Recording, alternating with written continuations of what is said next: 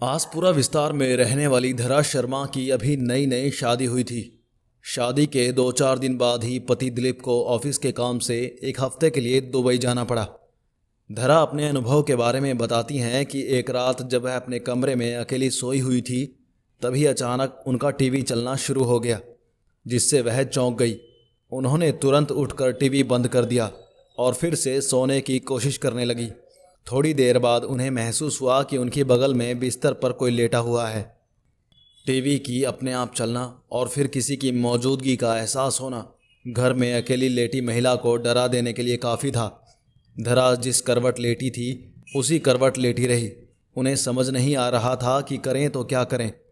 खुद को समझाने के लिए उन्होंने सोचा कि शायद ये उनका वहम होगा, लेकिन थोड़ी देर बाद उन्हें फिर से वही अनुभव हुआ कि जैसे बिस्तर का गद्दा दब रहा हो और बगल में लेटकर कोई करवट बदल रहा हो।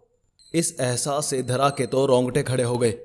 वह समझ नहीं पा रही थी कि यह सब क्या हो रहा है। बहुत हिम्मत जुटाकर वो बिस्तर से उठी और पीछे पलट कर देखा। वहाँ कोई नहीं था, लेकिन जब उनकी नज़र गद्दे पर पड़ी तो धरा का दिल दहल गया। गद्दा नीचे की ओर दबा हुआ था और ऐसा दिख रहा था जैसे उस गद्दे पर कोई इंसान लेटा हुआ है। अब वह चिल्लाना चाहती थी, पर खौफ और डर के मारे उनके हलक से आवाज़ तक नहीं निकली। दिल की धड़कन बहुत तेज हो चली थी। घबराहट में धरा ने तकिया उठाकर उस जगह पर फेंका जहां गद्दा दबा हुआ था। ऐसा करते ही बिजली की तेजी से गद्दा ऊपर आकर ठीक हो गया और धरा को ऐसा आभास हुआ कि वहां से कोई परछाई तेजी से उठ खड़ी हुई हो।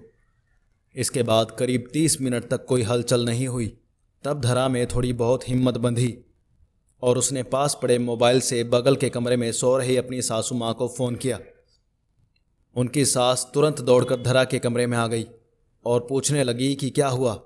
अभी धरा कुछ बोले उसके पहले उसे फिर से कुछ ऐसा दिखा जिसे देखकर उसके होश उड़ गए।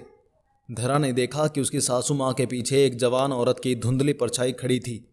उसकी आंखों की जगह काले गहरे गड्ढे थे और उसका कद करीब करीब कमरे की छत जितना ऊंचा था। यह भयानक नज़ारा देखकर धरा वहीं बेहोश हो गई और उसी रात उन्हें अस्पताल में दाखिल करना पड़ा। डॉक्टर ने कहा कि डर के मारे उन्हें लो ब्लड प्रेशर की शिकायत हो चुकी है। धरा के ससुराल वाले वह मकान छोड़ने को राज़ी नहीं हैं, इसलिए धरा आज भी अपने मायके रहती है। आखिर क्या था इस भूतहा घटना के पीछे का कारण? धरा के पति दिलीप की पहले भी एक शादी हो चुकी थी और उसके ऊपर दहेज के लालच में पहली पत्नी को जहर देकर मारने का मुकदमा भी चल रहा था। बदनामी के कारण दिलीप अपनी मां के साथ एक नए घर में आकर रहने लगा था, जबकि उसके पिता अभी भी पुराने घर की देखभाल कर रहे थे।